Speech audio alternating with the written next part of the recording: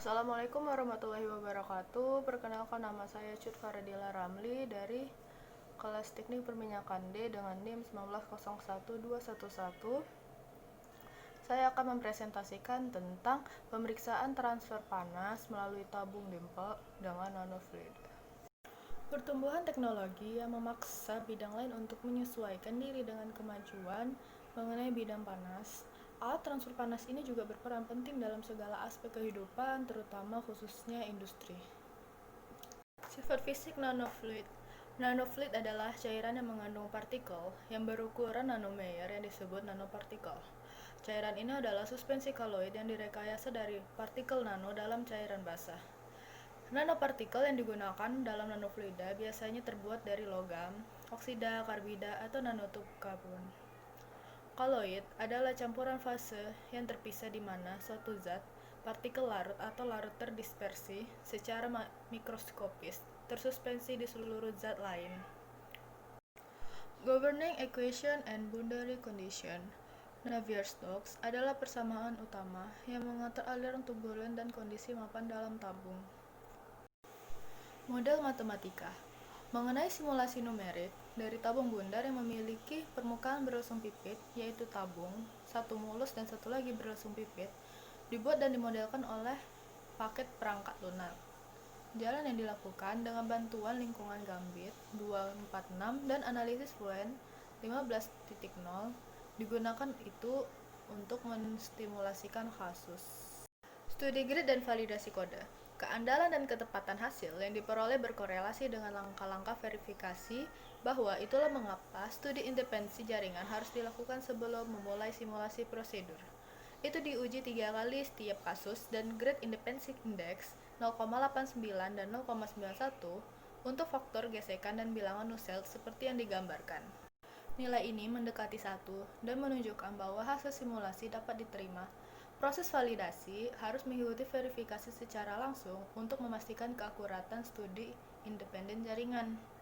Validasi dilakukan dengan studi analog, di mana tabung cincin kerucut dimodelkan dan disimulasikan dengan yang sama batasan dan dimensi untuk memastikan kecocokan yang baik. Uji independensi grid.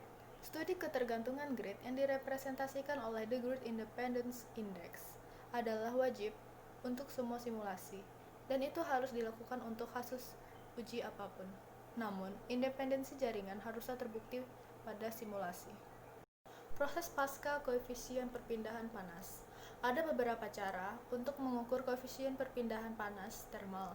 Yang paling sederhana dan yang paling memadai adalah keseimbangan energi, yang berlaku dalam kasus saat ini jika suhu dinding, suhu masuk, dan suhu keluar diketahui. Selanjutnya adalah validasi. Validasi adalah langkah pertama yang harus dilakukan sebelum melanjutkan pengujian untuk menghemat tenaga dan waktu.